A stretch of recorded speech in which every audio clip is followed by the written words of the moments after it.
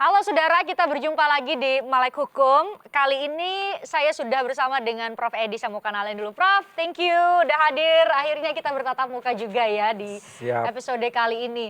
Ini kita mau bicara soal tindak pidana ringan nih, Prof. Saya karena memang nemu beberapa artikel tuh di pemberitaan yang bahas soal ini masuk tindak pidana ringan, tapi mungkin jadi membingungkan bagi kami yang awam ya, ini gimana sih hukumannya gitu. Atau kadang-kadang kayak, aduh kesalahannya kayaknya kecil tapi kok hukumannya atau tuntutannya lah minimal jaksa bilang berapa tahun gitu, bikin kaget-kaget nih. Ada beberapa sih Prof, saya udah dapat misalnya nih ada yang meninggal satu keluarga gara-gara apa tuh namanya ya? Perangkap tikus. Perangkap tikus, betul. Perangkap tikus itu kan nggak dimaksudkan kan sebenarnya. Kita mau bahas soal itu sih, Prof. Kita kasih gambaran dulu, tindak pidana ringan itu apa sih sebenarnya, Prof? Jadi sebetulnya tindak pidana ringan itu diatur di dalam Kitab Undang-Undang Hukum Pidana, ya. Itu dikatakan ringan, satu berkaitan dengan dampak, dan yang kedua itu hukumannya 3 bulan penjara atau denda maksimum Rp7.500. Di dalam pasal, misalnya dalam pasal 315 KUHP itu berkaitan dengan penghinaan ringan atau Envodighbelediging ya. Jadi itu ancaman pidananya hanya 3 bulan penjara. Kemudian ada di pasal-pasal lain seperti pencurian, penggelapan, penipuan, itu masuk dalam konteks tindak pidana ringan atau pencurian ringan atau penggelapan ringan atau penipuan ringan yang nilainya itu sekitar 25 sen kira-kira begitu. Cuman sekarang ini 25 sen itu mau dapat apa? Jadi harus dikonversi ya.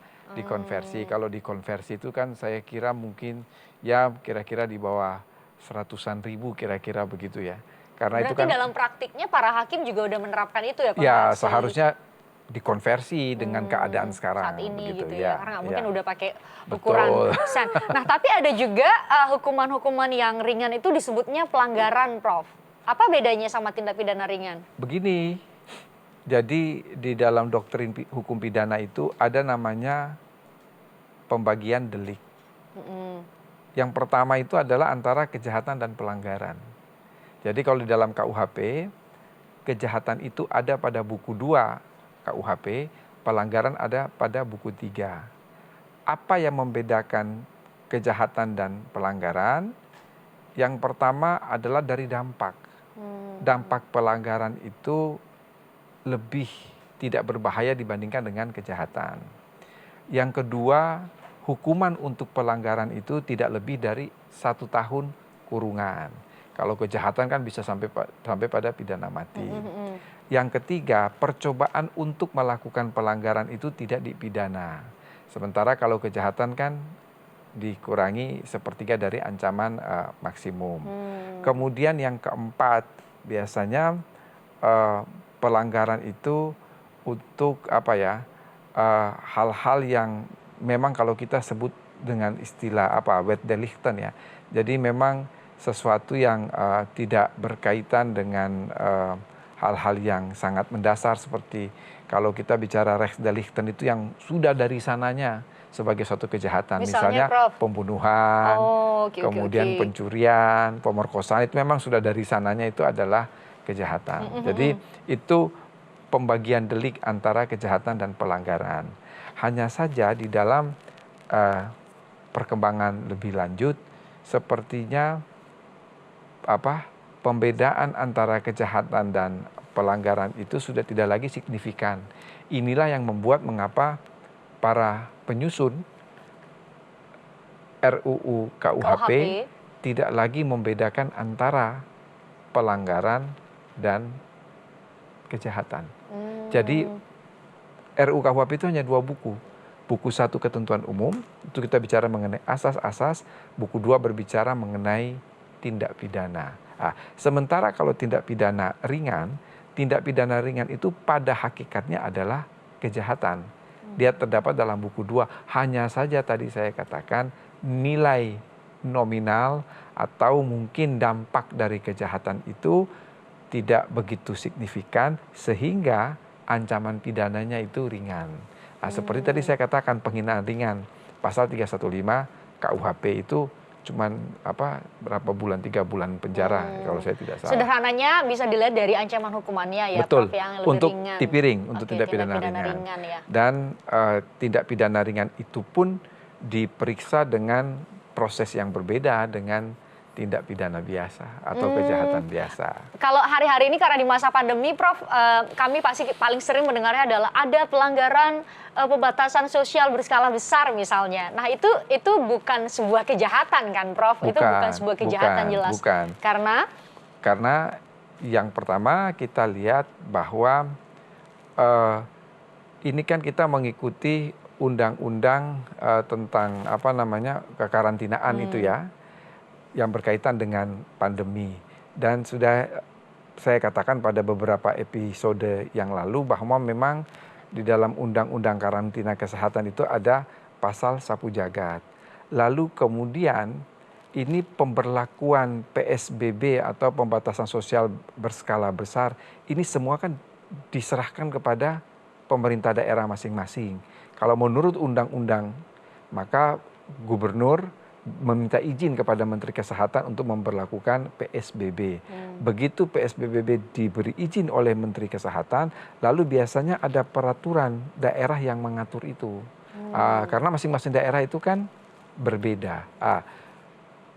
Di dalam peraturan daerah itu ada ancaman, ada pembatasan untuk mencantumkan berapa sebetulnya maksimum pidana. Maksimum pidana dalam perda itu tidak boleh lebih dari 6 bulan. Kemudian dendanya pun dibatasi. Jadi pertama itu dilihat dari ancaman pidananya, itu memang dia lebih dikategorikan pada konteks pelanggaran. Itu yang pertama. Dan yang kedua, ini yang tadi saya katakan wetdelikten. Jadi sesuatu yang memang dilarang oleh undang-undang ya. Undang-undang dan bukan rechtsdelikten. Kalau rechtsdelikten sesuatu yang dilarang oleh hukum. Jadi pelanggaran undang-undang dan pelanggaran hukum itu kedengarannya sama tetapi berbeda. Kalau pelanggaran undang-undang itu memang sesuatu yang seperti contoh konkret ya. Orang tidak menggunakan masker. Itu pelanggaran undang-undang. Pelanggaran undang-undang dalam pengertian ketika dikatakan ini bahwa kedaruratan kesehatan, maka ada yang diwajibkan menggunakan masker. Kemudian dia tidak menggunakan masker, ya sudah, dia dikenakan ancaman. Tetapi itu berupa suatu pelanggaran. Sementara kalau kejahatan yang tadi saya katakan rechtsdelikten, itu memang yang sudah dari sananya itu memang adalah suatu membunuh udah pasti. Ya, sudah pasti itu adalah kejahatan. Dari nilai sosial, nilai sudut pandang apapun gitu ya. Apapun. Mutlak salah. Ya. Jadi saya kasih satu contoh konkret saja. Misalnya kalau orang membunuh, orang memperkosa, bahasa kita itu kan adalah ini orang tidak beradab, ini orang tidak berperi kemanusiaan. Tapi kalau orang di jalan naik sepeda motor tidak menggunakan helm, kan nggak mungkin kita mengatakan orang ini nggak berperi kemanusiaan nih karena nggak menggunakan helm. Kira-kira seperti itu. Tapi dia bisa logika banget ya, Prof. Tetapi dia melanggar undang-undang, dia bisa dikenakan sanksi pidana karena diatur oleh undang-undang. Itu perbedaan antara kejahatan dan pelanggaran, kemudian ada rechtsdelikten dan wetdelikten seperti itu. Dan kita lihat bahwa terhadap pelanggaran PSBB itu penegakan hukumnya dilakukan oleh Satpol PP. Karena Satpol PP ini secara umum dia adalah aparat penegak hukum untuk menegakkan peraturan daerah. Jadi masing-masing daerah punya Satpol PP sendiri. Satpol PP sendiri. Pun itu di tingkat 2 juga gitu ya, kabupaten kota punya Satpol PP sendiri. Nah, yang paling bagi kami tuh, Prof ya, beberapa waktu ini mungkin karena ada demonstrasi di beberapa tempat, kita nggak mau bahas soal demonstrasinya, tapi saya mau bahas soal sempat ada wacana kalau yang melakukan kerusuhan ya, ini bukan orang yang mau demonstrasi, kita harus luruskan bahwa demonstrasi adalah bagian dari menyatakan kebebasan, menyatakan pendapat, tapi yang membuat kericuhan, yang melanggar hukum justru ketika demonstrasi itu kan sempat dibilang bahwa nanti akan ada catatan dalam surat keterangan catatan kepolisian ya, Prof ya, SKCK. Betul. Nah, Tik piring masuk nggak kalau di catatan, bakal masuk nggak di catatan surat keterangan catatan kepolisian SKCK itu, Prof? Biasanya untuk SKCK, kalau dulu kita istilahnya tuh surat keterangan kelakuan baik ya. Oh gitu ya. Memang sekarang istilahnya SKCK. Prof. Kalau zaman dulu namanya tuh surat keterangan kelakuan baik, begitu kira-kira. Kalau biasanya itu berkaitan dengan kejahatan. Ya, bukan dengan pelanggaran-pelanggaran, termasuk yang saya katakan tadi seperti pelanggaran Perda atau pelanggaran PSBB itu biasanya tidak termasuk dalam ya, konteks ya, konteks SKCK yang akan dikeluarkan oleh polisi. Biasanya yang dikeluarkan oleh polisi itu yang berkaitan dengan kejahatan-kejahatan yang seperti pencurian, kemudian penipuan, penggelapan dan lain sebagainya. Yang Jadi, ancaman pidananya betul, ancaman pidananya tidak termasuk dalam konteks tindak pidana ringan. Pidana ringan. Ya. Terus kalau proses hukum terhadap tindak pidana ringan sendiri seperti apa, Prof? Kan ada kadang-kadang yang sempat viral tuh ada nenek-nenek yang mencuri kayu atau buah semangka gitu ya. Ya, kalau dulu itu kakao sidang. Ya. Buah coklat, ya. betul. Coklat. Terus sampai disidangkan, betul, Prof. Ya, itu kasus nenek Minah ya. Betul. Ya, kalau pencurian sendiri masuk dalam konteks pasal 362 KUHP. Tetapi saya kira dalam kasus nenek Minah itu putusan pengadilan mencoba menyeimbangkan antara apa itu kepastian hukum, kemanfaatan dan keadilan. Artinya kepastian hukum, nenek ini tetap dinyatakan bersalah. Tetapi demi keadilan dan kemanfaatan dia kan tidak dijatuhi pidana yang harus menjalani pidana, tapi dia dijatuhi pidana percobaan dalam jangka waktu tertentu. Dia tidak boleh melakukan suatu tindak pidana, jadi dia tidak perlu menjalani pidana itu. Kalau saya tidak salah itu nenek Mina itu dijatuhi pidana percobaan selama 6 bulan. Jadi di satu sisi ada kepastian hukum bahwa ini dia salah nih ya, tetapi di sisi lain memang ini juga mengutamakan kemanfaatan. Apa yang akan manfaat yang diambil dari nenek itu kalau dia harus mendekam 6 bulan. Di penjara gitu ya. Lalu juga saya kira adil dalam pengertian ya dia tuh kan kebetulan lewat kemudian mengambil ya memang bukan miliknya. Jadi tidak adalah untuk misalnya dia sebagai seorang residivis atau dia mempunyai suatu niat jahat ya. Sudah direncanakan. Jadi putusan itu saya pikir putusan yang cukup manusiawi. Berarti pada praktiknya juga para hakim akhirnya melakukan pendekatan yang berbeda-beda ya, Prof, ketika menghadapi tindak pidana ini, termasuk juga tindak pidana ringan. Nanti kita bahas lebih lengkap seperti apa sih kira-kira apa aja yang masuk tindak pidana ringan lebih lengkap. Anda juga kalau punya pertanyaan silakan berikan pertanyaan di media sosial Melek Hukum dan juga nomor telepon yang sudah kami cantumkan di layar Kompas TV. Kami akan kembali saat lagi.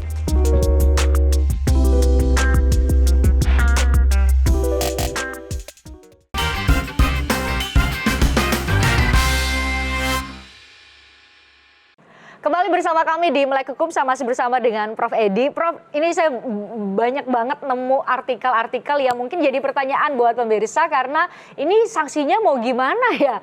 Karena mungkin nilai kejahatan yang dilakukan kecil, nggak banyak juga. Tapi kalau dihukum gimana ya? Kita bahas dulu tadi yang sempat kita bahas, saya sebutkan di segmen sebelumnya, Prof, yang soal ada jeratan perangkap tikus sebenarnya. Berarti kalau perangkap tikus kan sebenarnya nggak dimaksudkan untuk melukai, apalagi menghilangkan nyawa orang kan, Prof? Iya, itu pasti kalau perangkap tikus untuk melukai tikus, bukan melukai orang. Kalau kemudian menyebabkan orang lain kehilangan nyawa, Prof, itu gimana ya hukumannya? Apapun perbuatan yang kita lakukan, tetapi kalau berakibat mati atau berakibat hilangnya nyawa orang, itu bukan kategori lagi suatu pelanggaran, tapi kategori pada suatu kejahatan. Karena akibatnya itu sangat berat ya. Jadi kalau kita lihat gradasi akibat itu, misalnya terhadap nyawa, lalu ada terhadap tubuh. Kalau terhadap tubuh itu ada gradasinya, misalnya mengakibatkan cacat atau mengakibatkan luka berat. Tapi ini kalau terhadap nyawa itu maka pasti akan dijerat dalam pasal 359 Kitab Undang-Undang Hukum Pidana. 359 Kitab Undang-Undang Hukum Pidana itu barang siapa karena kealpaannya mengakibatkan matinya orang. Nah, itu ada ancaman pidananya maksimum sampai 5 tahun penjara. Tetapi kembali kita lihat lagi bahwa sebetulnya faktanya seperti apa, ya. Karena fakta itu yang kemudian menentukan apakah pelaku itu dia sengaja atau alpa. Dalam konteks satu keluarga yang mati akibat perangkap tikus di sawah, memang sama sekali tidak dimaksudkan untuk menjerat orang, kan pasti untuk menjerat tikus sebenarnya. Tapi karena satu dan lain hal, mungkin satu keluarga ini sedang berada di sawah, lalu kemudian mengakibatkan mati, ya memang si pemasang perangkap itu dianggap karena kealpaannya mengakibatkan matinya orang. Ini tidak meskipun dia nggak punya maksud sebenarnya ya. Iya. Justru karena, itu yang disebut alpa betul, itu ya, Prof. Karena kalau sengaja itu kan syaratnya adalah weten and willen, mengetahui dan menghendaki. Tapi kalau alpa itu kan tidak. Alpa itu kan syaratnya tuh alternatif, tidak adanya penduga-dugaan atau kurang adanya penghati-hatian. Jadi di sini pelaku ketika dia memasang perangkap tikus, ya karena kurang hati-hati, itu justru bukan menjerat tikus tapi justru menjerat manusia. Nah, jadi dia dianggap kealpaan, ya, mengakibatkan mati. Nah, kealpaan itu pun ada tingkatannya. Ada yang kita sebut dengan istilah culpa lata. Culpa lata itu culpa yang berat. Dalam konteks ini karena akibatnya itu mati, itu dianggap sebagai culpa yang berat. Tapi ada juga culpa levis, ya, culpa yang ringan. Ya. Jadi nggak bisa kita sembarang mikir bahwa ya udahlah iseng, karena banget sekarang tuh sering banget milenial bro, karena bikin konten lah, dimasukin di media sosial. Apa istilah ngeprank itu tiba-tiba kalau orang yang sakit jantung terus meninggal seketika, siapa yang tanggung jawab? Ya dialah yang tanggung jawab. Tapi itu masuk alpa? Ya, masuk dalam kealpaannya. Memang sama sekali tidak ada kesengajaan, tidak ada niat untuk membunuh, gitu ya, hanya untuk bercanda. Tapi akibat hukum itu yang akibatnya yang dilarang oleh hukum. Akibat mati kan dilarang oleh hukum. Oke, atau terluka ya kan, catat apalagi ya Prof ya. Nih catat kalau orang suka bercanda ya kan, ya namanya sekarang ngeprank, ngiranya ya hanya buat bercandaan, ternyata bisa jadi ada ancaman hukumannya kalau bisa menghilangkan nyawa atau setidak-tidaknya menyebabkan luka atau cacat. Itu nanti juga Prof bilang tadi ada kealpaan yang ada degradasinya, betul, ya Prof ya, yang berat dan ringan. Kita bahas artikel lain nih Prof. Ada juga mencuri sawit untuk beli beras, seorang ibu divonis 7 hari penjara. 7 hari penjara, ada Prof itu bisa? Ya begini, jadi seseorang melakukan perbuatan pidana. Kalau dia melakukan perbuatan pidana lalu kemudian dilihat apakah dia bisa dimintakan pertanggungjawaban ataukah tidak. Elemen terpenting dari pertanggungjawaban pidana itu adalah kesalahan, ya. Kalau dilihat dia mencuri, betul itu adalah ada suatu kesalahan. Tetapi harus dilihat juga apa latar belakang dia mencuri. Ternyata dia mencuri di sini adalah karena dia sudah tidak makan atau karena dia kelaparan. Meskipun perbuatan ibu ini tidak bisa dibenarkan secara hukum, tetapi dalam konteks untuk menjatuhkan pidana, faktor-faktor ini harus dipertimbangkan. Harus dilihat motivasinya, harus dilihat latar belakangnya.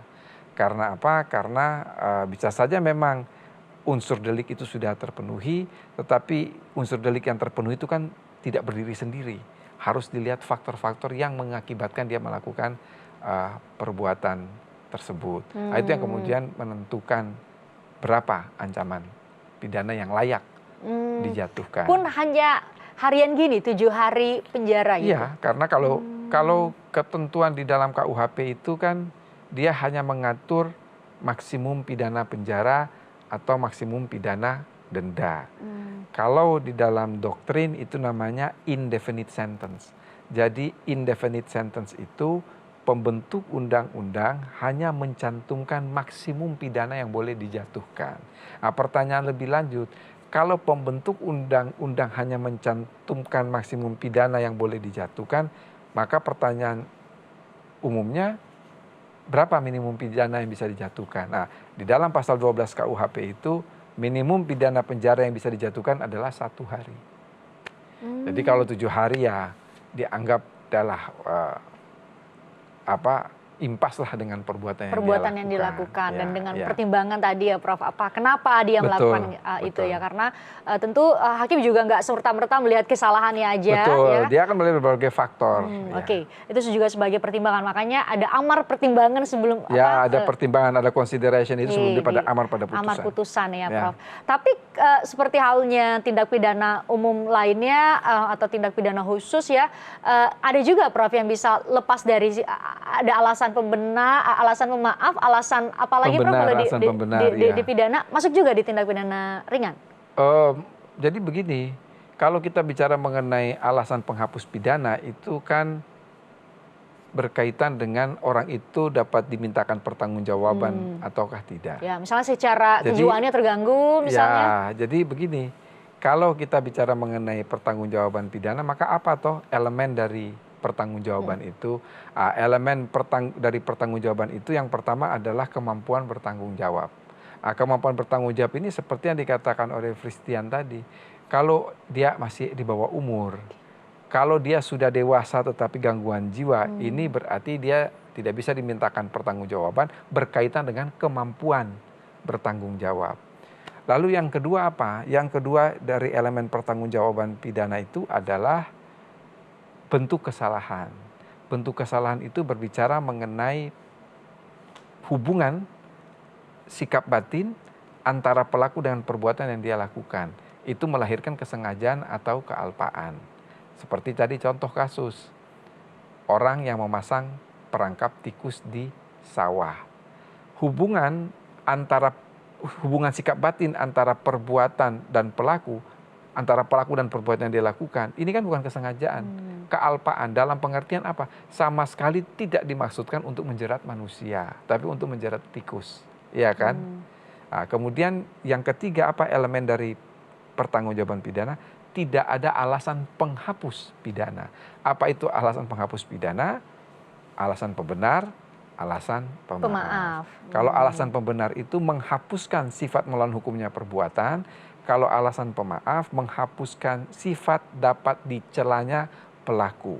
Mau tindak pidana ringan, mau kejahatan, mau pelanggaran, ya bisa saja ada alasan penghapus pidananya. Jadi artinya alasan penghapus pidana baik alasan pembenar maupun alasan pemaaf itu tidak ada relevansinya dengan tindak pidana ringan, dengan kejahatan maupun pelanggaran.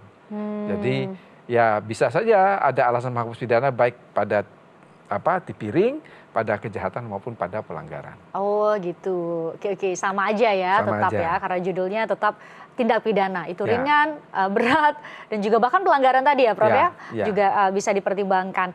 Ada artikel lain juga nih Prof, ada kakek yang mencuri uang infak Rp7.000, tapi divonis denda sih Rp250.000. Ya kalau dilihat dari nilai nominal seharusnya itu pencurian ringan ya. Rp7.000. Ya, meskipun dalam KUHP itu 25 sen, tapi kan kalau dikonversi sekarang ini mana ada yang harganya 25 sen. Ya itu sebetulnya masuk dalam pencurian ringan. Divonis Rp250.000. Ini yang mau saya katakan ya. Dan inilah yang membedakan dengan RUU KUHP yang ada. Kelemahan dalam KUHP kita yang existing, yang masih ada, dan ya memang kita harus sadar juga KUHP yang kita pakai ini kan dibuat di Belanda tahun 1800 ya. Jadi sudah 220 tahun. Belum ada perkembangan teknologi, belum ada perkembangan ilmu pengetahuan dan berbagai fenomena yang ada dalam masyarakat.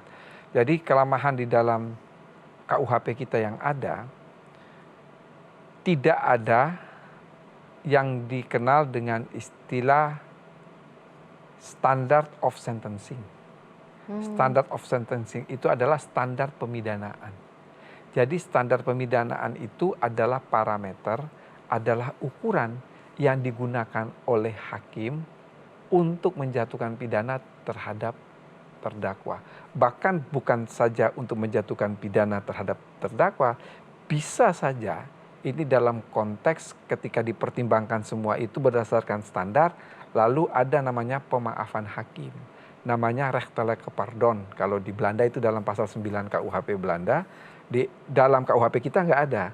Tapi di dalam RUU KUHP itu sudah diakomodasi. Mau dimasukkan gitu ya? Sudah dimasukkan tapi belum disahkan ya. Menjadi undang-undang. Namanya rechtelijke pardon itu adalah pemaafan hakim. Apa syarat untuk pemaafan hakim atau apa saja standar pemidanaan? Misalnya ya, dampak perbuatan yang dia lakukan itu tidak signifikan. Lalu kemudian dia melakukan suatu perbuatan itu dalam keadaan atau dalam kondisi yang tadi contoh misalnya udah nggak makan yang berhari-hari, hal seperti itu ya. Beras, okay. Kemudian ada rasa penyesalan. Itu harusnya dipertimbangkan. Itulah kelemahan dalam KUHP kita, tetapi nanti kalau RUKUHP kita sudah disahkan, saya kira itu semua bisa diakomodasi sehingga hakim dalam menjatuhkan pidana itu punya parameter, punya ukuran, punya standar yang jelas. Oke. Nah, artikel berikutnya nih Prof, ada kakek Samirin namanya memungut getah karet seharga 17.000. Ini harga getah karet yang diambil begitu ya. Divonis 2 bulan penjara. Ya, kembali lagi. Kalau yang namanya pencurian itu memang kecuali dari sisi nilai nominalnya ya. Pencurian itu pada dasarnya bukan tindak pidana ringan kecuali dilihat ini dari 17.000. Kalau 17.000 itu sebetulnya bisa masuk dalam, bukan bisa masuk tapi masuk dalam kategori ringan, tindak pidana ringan mestinya. Tapi kan vonis 2 bulan penjara kan lumayan ya Prof ya, maksudnya. Ya, karena kembali lagi kepada definisi tindak pidana ringan, ancaman pidananya kan tidak lebih dari 3 bulan. Tapi kalau kita lihat kepada pencurian ringan juga masuk seperti itu ya, masuk dalam tindak pidana ringan seharusnya.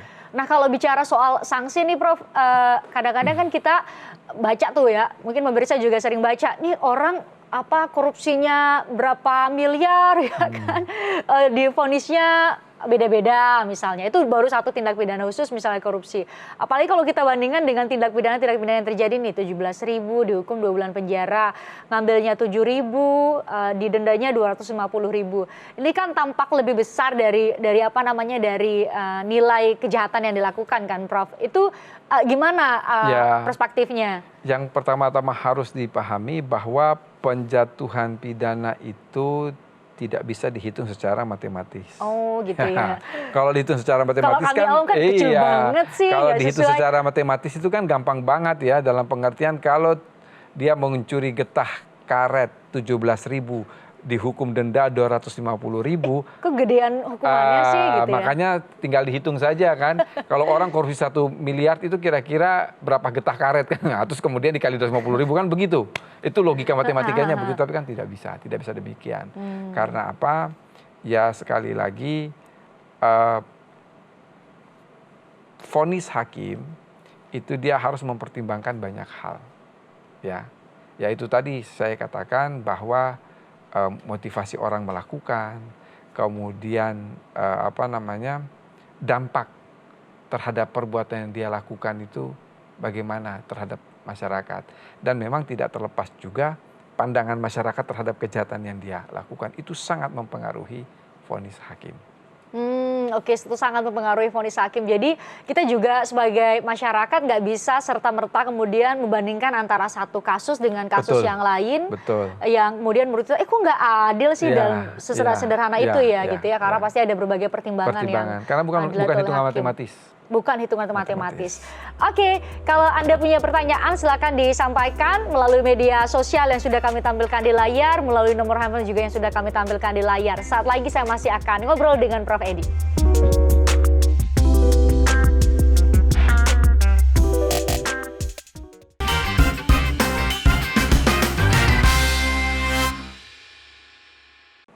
Kita lanjut lagi ngobrol soal tindak pidana ringan yang bagi kita semua orang awam melihatnya ini kok tindak pidana ringan tapi kok sampai ke proses peradilan berbulan-bulan, bahkan kadang-kadang ada yang ditahan Prof di beberapa daerah yang kalau di media sosial tuh gampang banget viral karena jadi pertanyaan buat kita semua, adil nggak sih? Apalagi kalau lihat misalnya terdakwanya orang yang udah tua atau orang yang cacat. Nah sebenarnya Prof untuk tindak pidana ringan sendiri memang harus sama dengan tindak pidana yang lain, harus masuk proses persidangan atau ada upaya lain sih Prof yang bisa dilakukan?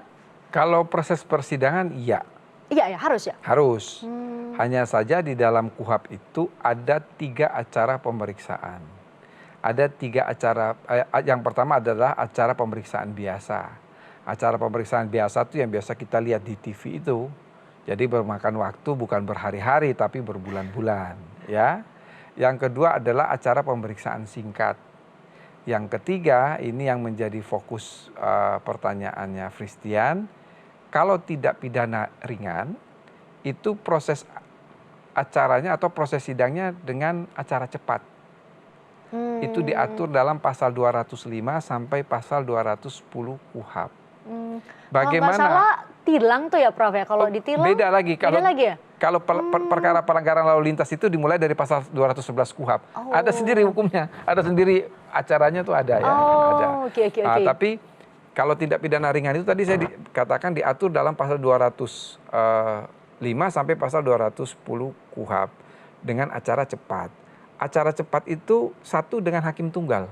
Oke, hanya satu biasanya kalau kita lihat kan ada 3 atau 5 ya. Betul, kalau atau 5 tipikor gitu. Biasanya 5. Kalau pada umumnya 3 hakim majelis kan. Tapi kalau acara cepat hakimnya tunggal.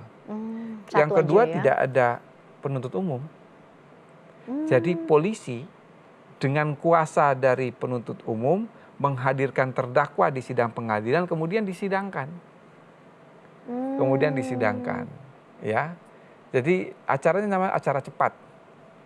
Jadi nggak ada pembacaan, kalau sidang biasa kan ada pembacaan surat dakwaan, terus jawaban lagi. Ya, kalau acara biasa kan pembacaan dakwaan, kemudian ada keberatan, eksepsi. Kalau eksepsi maka nanti ada putusan selah. Sesudah putusan selah itu lalu masuk pada pemeriksaan saksi, ya kan? Pembuktian itu mulai dia urutkan saksi, surat, keterangan ahli, gitu kan. Lalu nanti kemudian ada rekusitor, tuntutan. Lalu kemudian ada pledoi pembelaan, ada replik dari jaksa, ada duplik. Kemudian musyawarah hakim masuk pada putusan. Yang kemudian memakan waktu sangat panjang. Itu. Tetapi kalau acara cepat itu sudah ditentukan bahwa dalam 3 hari setelah si tersangka itu di BAP langsung dihadirkan oleh polisi atas kuasa, mendapatkan kuasa dari penuntut umum, lalu menghadirkan terdakwa kemudian itu disidangkan. Dan kemudian itu harus segera mungkin diputus. Itu kalau acara cepat. Spesifik yang sidang dengan acara cepat itu? Tindak pidana ringan. Jadi tindak pidana ringan itu ya tadi itu pas dilihat dari sisi ancaman hukumannya. Tidak lebih dari 7 bulan atau denda 7.500, apa saja yang termasuk. 315 KUHP, pencurian, penggelapan, penipuan dengan nilai nominal tertentu. Itu yang masuk dalam tindak pidana ringan. Nah, sementara kalau kita lihat yang tadi sempat disinggung oleh Christian mengenai penangkapan, kemudian penahanan. Kalau penangkapan penahanan itu sebetulnya kewenangan sepenuhnya ada pada aparat penegak hukum, ya. Jadi di dalam persoalan kalau penangkapan pasal 17 KUHP, tapi kalau penahanan pasal 21. Pasal 21 itu ada syarat-syarat penahanan, ya. Pada dasarnya semua tindak pidana yang dilakukan itu boleh dilakukan upaya paksa. Upaya paksa itu adalah penangkapan, penahanan. Tetapi ada syarat penahanan itu yang paling penting adalah syarat objektif. Syarat objektif apabila tindak pidana yang dia lakukan itu ancaman pidananya lebih dari 5 tahun. Berarti kalau tipiring bisa jadi tidak? Ya seharusnya tidak. Bukan bisa jadi tidak, seharusnya tidak. Tetapi sekali lagi ada syarat subjektif penahanan. Nah, syarat subjektif penahanan itu dikhawatirkan mengulangi tindak pidana yang sama. Mengulangi tindak pidana yang sama. Menghilangkan barang bukti atau melarikan diri. Itu syarat subjektif. Subjektifnya siapa? Subjektifnya penegak hukum. Jadi kalau orang misalnya melakukan suatu tindak pidana, dipanggil nggak hadir, bisa ditahan. Karena ada subjektivitas dari penyidik, jangan-jangan orang ini kabur. Jadi bisa ditahan, boleh ditahan. Ya. Tetapi sekali lagi ada syarat objektifnya. Syarat objektifnya apa? Dilihat ancaman pidananya 5 tahun ataukah tidak. Kalau nggak 5 tahun itu secara objektif seharusnya tidak ditahan. Oke. Nah, ada satu hal juga yang harus kita luruskan nih, Prof. Kadang-kadang kan bagi awam tuh kalau ngelihat video yang mengharu biru, misalnya nenek siapa yang Nenek Mina itu kan bisa nangis ya di ruang sidang misalnya, atau aduh kasihan banget ya ibu-ibu, dia sampai harus nyuri beras karena udah nggak makan berhari-hari. Itu kan dari sudut pandang kemanusiaan, aduh kasihan banget ya nggak usah dihukum. Ya memang begini. Iya kan? Ya memang begini. Jadi apa ya? Kalau kita lihat orang di sidang pengadilan misalnya ya, mengapa terdakwa itu dia menggunakan celana hitam dan baju putih? Itu sebetulnya kan ya ingin mendapatkan empati dari hakim kan, bahwa ini saya nih ngaku salah, saya mohon saya tidak akan mengulangi. Jadi bisa sih kata-kata di pledoi gitu, Prof. Ya, jadi dia memainkan psikologis hakim. Saya masih menjadi kepala keluarga. Dia memainkan psikologis hakim. Dia memainkan psikologis hakim supaya ya oke lah kalau memang saya dihukum jangan yang berat-berat lah seperti itu. Nah, sehingga upaya terdakwa untuk memainkan psikologis hakim itu memang ditangkap oleh publik, ditangkap oleh masyarakat. Ya kasihan jangan dihukum, kira-kira kan seperti itu. Ya, itu makanya saya katakan bahwa berat ringannya hukuman dalam suatu perkara pidana itu ya selain apakah itu terbukti ataukah tidak. Yang menentukan berat ringannya hukuman itu ya tadi dilihat dari ancaman pidananya. Yang kedua personal like dari hakim. Personal like dari hakim itu amat sangat menentukan lah, amat sangat menentukan. Kemudian yang ketiga persepsi masyarakat terhadap kejahatan yang dia lakukan. Saya ada satu pengalaman, saya tidak usah menceritakan, tapi garis besarnya kasus ini ya, ini ada seorang difabel yang diperkosa. Itu kan saya aja yang dengar udah, waduh. Seorang difabel dia diperkosa. Itu saya tidak usah cerita pengadilannya di mana, tapi salah seorang hakim yang mengadili, dia sebelum memutus itu dia berkonsultasi dengan saya. Karena apa? Mohon maaf, anaknya dia itu seorang difabel. Itu sangat mempengaruhi. Jangan sampai kemudian dia tidak objektif, dia lebih emosional karena dia itu. Emosional. Jadi saya katakan kepada teman saya itu yang dia hakim, saya bilang ya sebetulnya dia bilang ya saya tuh terbawa emosi akan menghukum seberat-beratnya karena dia mengingat anak perempuan dia difabel. Lalu saya katakan ya sepanjang memang ada faktor-faktor yang memberatkan hukuman, silahkan lakukan itu. Tapi sekali lagi memang ya saya katakan yang persoalan psikologis itu jangan terlalu mendominasi. Jadi dia memang bukan menimpa anaknya, tetapi ini dia berpikir anak perempuan dia itu seorang difabel. Oke, segitu aja ya hakim ketika mengambil keputusan ya Prof. Tapi Prof bicara soal putusan, beberapa waktu lalu Mahkamah Agung sudah membuat secara digital, diharapkan nanti bisa jadi referensi para hakim untuk tinggal ngetik aja di gadgetnya, kira-kira di pengadilan negeri mana di Indonesia ini ada kasus yang sama dan putusannya apa, supaya menjaga jangan sampai di satu pengadilan hukuman soal tindak pidana ini berat, di pengadilan negeri lain ringan. Itu juga penting ya Prof untuk menjaga prinsip keadilan. Jadi kalau istilah doktrin hukumnya itu similia silibius curantor. Similia silibius curantor itu terhadap perkara yang sama harus diputus yang sama. Dalam pengertian perkara yang sama diputus yang sama itu, kalau memang case-nya itu katakanlah di pengadilan A pencurian, di pengadilan B sini pencurian, yang mestinya dengan jalan cerita, dengan fakta yang hampir sama, meskipun pelakunya berbeda, mestinya hukumannya juga hampir sama. Ya, gitu kalau toh beda, betilah beda tipis kan kira-kira begitu. Karena itu juga untuk mewujudkan prinsip keadilan itu ya Prof. Jangan sampai kemudian karena hakimnya yang memutus berbeda, jadi putusannya juga, sanksinya juga bisa berbeda. Yang terakhir mungkin kalau kita lihat dalam vonis kasus Jiwasraya itu, korupsi kasus Jiwasraya itu kan semua 6 tersangka, semua 6 terdakwa semua divonis seumur hidup ya. Itu ya kebetulan Mahkamah Agung telah mengeluarkan peraturan Mahkamah Agung terkait pidana yang akan dijatuhkan berkaitan dengan pasal 2, pasal 3 Undang-Undang Tipikor. Jadi kalau sekian ini bisa seumur hidup.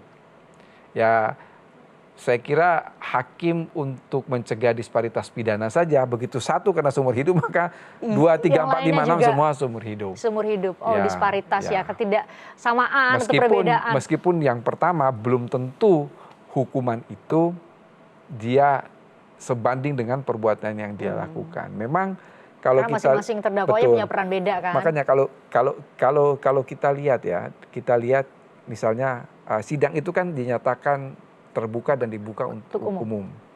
Itu salah satunya adalah sebagai social control. Jadi masyarakat bisa melihat bagaimana jalannya persidangan. Nah, sebetulnya kita bisa melihat mindset hakim ketika memutus perkara. Sebetulnya apa yang sedang dia pikirkan itu dilihat dari vonis hakim. Kalau hukuman yang dijatuhkan lebih ringan dari tuntutan jaksa, ini dia lebih mengedepankan rehabilitatif. Rehabilitatif dalam pengertian ingin memperbaiki terdakwa lah. Kalau dia sebanding antara perbuatan dengan tuntutan dan kemudian vonisnya, ini berarti retributif, pembalasan. Tapi kalau putusan hakim itu lebih berat daripada apa yang dituntut atau dari apa yang diperbuat, ini dia pada deterrent effect. Deterrent effect itu ya sebagai apa? Efek jerah ya. Memberi efek jerah. Efek jerah supaya efek jerah itu dalam teori pidana ada 2. Bagi pelaku itu sendiri untuk tidak mengulangi perbuatannya, tapi juga bagi masyarakat sebagai prevensi general. Jangan sampai ngelakuin untuk kejahatan tidak yang sama nih. Perbuatan Kamu bisa dihukum segitu. Cuman ya kalau kita bicara hukuman mati atau hukuman seumur hidup, itu sudah tidak ada deterrent effect lagi buat pelaku. Wong dia seumur hidup dalam penjara, dia mau ngapain lagi? Betul, makanya beberapa negara memutuskan nggak ada lagi hukuman mati ya. Lebih pada prevensi general untuk orang tidak melakukan hal yang sama. Untuk orang tidak melakukan hal yang sama. Ya. Prof, sudah ada beberapa pertanyaan yang masuk ke emailnya Melek Hukum, nanti kita bahas ya. Usai jeda, saudara kami akan bacakan dan jawab pertanyaan Anda yang sudah memberikan udah sampaikan melalui media sosial, melalui email dan nomor telepon di Melek Hukum. Sesaat lagi nanti kami jawab.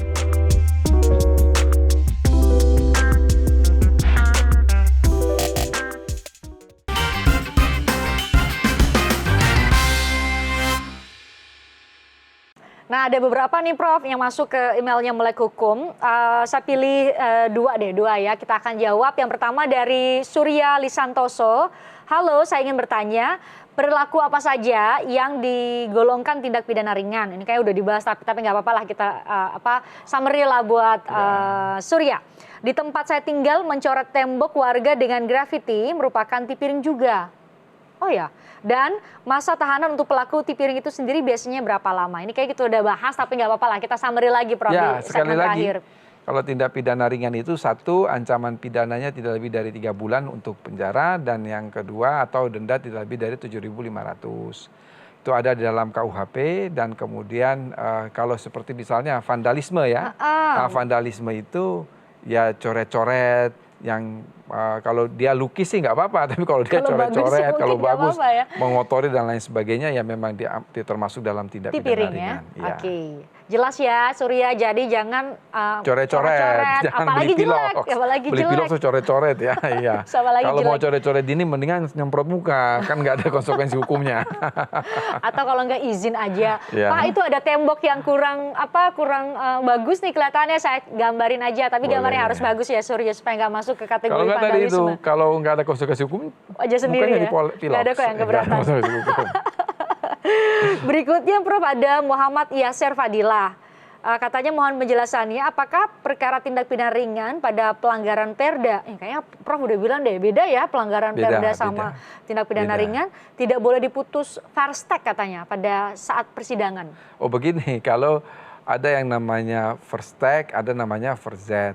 Kalau first take itu kan tanpa kehadiran terdakwa. Kalau first take itu lawannya adalah first Z, perlawanan. Ya, itu first Z itu adalah upaya hukum atau perlawanan terhadap putusan yang first take. Kembali kepada pelanggaran perda, Jadi pertama pelanggaran perda itu penegakan hukumnya dilakukan oleh Satpol PP. Yang kedua, ancaman pidana pada peraturan daerah itu satu tidak boleh menjatuhkan pidana penjara, nggak boleh. Jadi di dalam undang-undang tentang pemerintahan daerah atau otonomi daerah, saya lupa persis ya. Tapi di situ ada batasan. Perda itu hanya boleh mencantumkan pidana kurungan. Itu pun tidak boleh lebih dari, kalau saya tidak salah, 6 bulan. Ada batasannya. Dan yang kedua, kalau toh menjatuhkan pidana denda itu tidak boleh lebih dari 5 juta atau 50 juta, saya lupa. Tapi saya ingat angka 5. Ada besarannya juga ada ya? Besarannya. Ada besarannya juga ya. Itulah yang membedakan itu masuk tindak pidana? Bukan, itulah yang membedakan kalau kita lihat ya, di dalam lingkup peraturan daerah ya, itu bukan kejahatan perda, tapi pelanggaran perda. Terminologinya udah beda ya? Terminologinya sudah beda. Jadi tidak mungkin disidangkan kalau namanya pelanggaran? Enggak, disidangkan ya tetap disidangkan, tetapi kemudian kembali dilihat pada ancaman pidananya. Oke. Moga-moga clear buat kita semua antara pelanggaran, tindak pidana ringan dan tindak pidana dan kejahatan. Dan tindak pidana pada umumnya. Dan tindak pidana pada umumnya. Karena biasanya sih agak-agak membingungkan, Prof. Apalagi kalau bagi orang awam akan melihatnya soal ancaman hukumannya atau vonis dari hakimnya kan. Kadang-kadang kemudian kita lihatnya, oh kok nggak adil, kok terlalu berat buat sebuah kejahatan atau tindak pidana atau pelanggaran yang menurut kita mungkin ringan. Ternyata banyak sekali pertimbangan dari hakim.